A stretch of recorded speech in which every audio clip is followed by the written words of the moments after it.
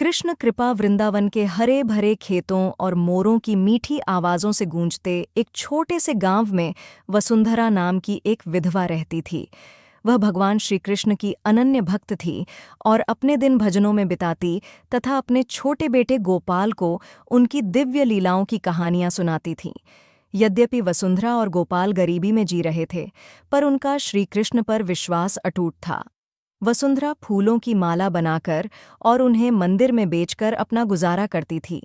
दिन भर की मेहनत से उसके हाथ दर्द से अकड़ जाते, लेकिन उसने कभी शिकायत नहीं की।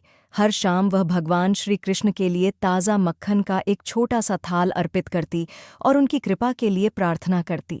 एक सुबह वसुंधरा ने अपने दरवाजे पर एक अद्भुत दृश्य देखा। एक बालक जिसकी चमक सूरज के समान थी और जिसकी आंखें कमल की पंखुड़ियों जैसी थीं, मुस्कुराता हुआ खड़ा था। वह साधारण कपड़ों में था, लेकिन उसकी शरारती मुस्कान ने तुरंत वसुंधरा का दिल जीत लिया। माँ, उस बालक ने कहा, मेरा नाम कान्हा है। मैं इस गांव में नया हूँ और मेरा कोई परिवार नहीं है। क्या मैं आपके काम में मदद कर सकता हूँ? बदले में मुझे सिर्फ एक वक्त का भोजन चाहिए। उसके कोमल शब्द और दिव्य आभा से प्रभावित होकर वसुंधरा ने उसे घर में आने दिया।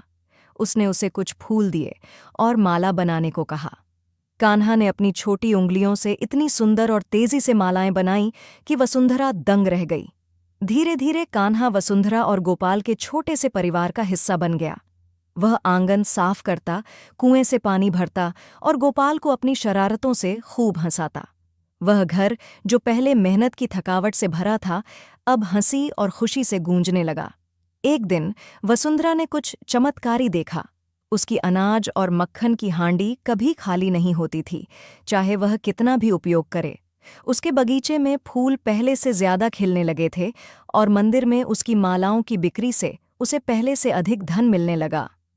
उसे यकीन हो गया कि यह श्रीकृष्ण की कृपा थी, लेकिन वह इसे पूरी तरह समझ नहीं पाई।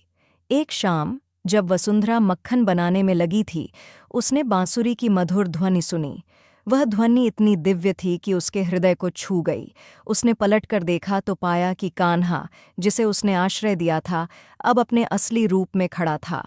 मोर पंख से सजे मुकुट के साथ, चेहरे पर वही चिर परिचित शरारती मुस्कान। माँ, कृष्ण ने स्नेहपूर्वक कहा, मैं तुम्हें अकेले संघर्ष करते हुए नहीं देख सकता था।